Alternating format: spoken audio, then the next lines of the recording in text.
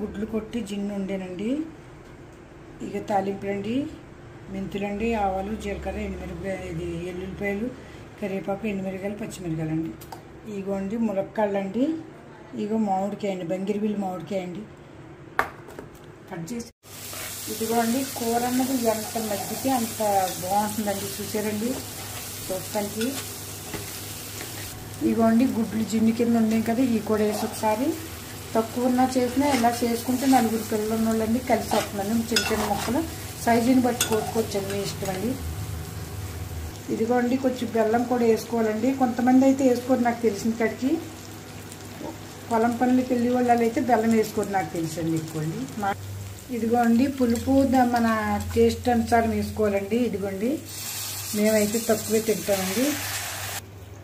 ఇదిగోండి ముక్కలు అయితే ఉడికిపోయినాయి, కొద్దిగా వేసుకున్నాము. పులుసు అయితే ఎక్కువ ఉంచుకుంటే బాగోదండి టేస్ట్. ఏదైనా సరే ముద్ద అంటుకునేట్టు ఉండాలండి, ముక్కకు అంటుకునేట్టు ఉండాలండి, అప్పుడే పులుసు టేస్ట్ అండి. ఇదిగోండి పులుసు అయితే ఆల్రెడీ అయిపోయిందండి, దింపేసుకుందామండి. మా కోళ్ళు అయితే అంటాను, నేను చెప్పిన మాట 2 సార్లు చెప్తున్నానండి. ఏదన్నా పొరపాటు ఉంటే క్షమించండి. ఇదిగోండి పులుసు చిన్న ముక్కలు అయితే చూసారండి ఎంతంత అయినాయని. పలసగా ఉంటే ఎక్కువ అన్నం కలవదండి. కొంతమంది అనుకుంటారు ఎక్కువ కూర ఉంటే ఎక్కువ అన్నం కలుపుతుందని, అది రాంగ్ అండి. తక్కువ ఉడికినట్టని దాని టేస్ట్ ఉంటుందండి. ఉప్పు కారం బాగా పట్టి ఎక్కువ అన్నం కలుపుతుందండి.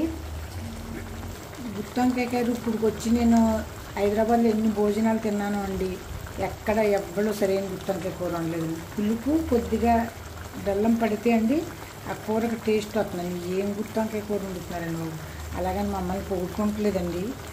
నేను కొన్ని వీడియోలు చూస్తున్నానండి, కారం ఎంత వేయండి, ఉప్పు ఎంత వేయండి, పసుపు ఎంత వేయండి, చింతపండు ఎంత వేయండి అంటారు. అది టేస్ట్ ఉండాలి కదండి, ఎంత వేయాలో అంత మనం వేసుకోవాలి కదండి. అందుకని ఎవరిని వ్యతిరేకించి అంటలేదండి. వంట అన్నది సరైన ఉప్పు కారం పడితేనే బాగుంటుందండి. మనం వాడు చెప్పాడని 2 చెంచాలు, నేను చెప్పానని మీరు 3 చెంచాలు వేయకండి.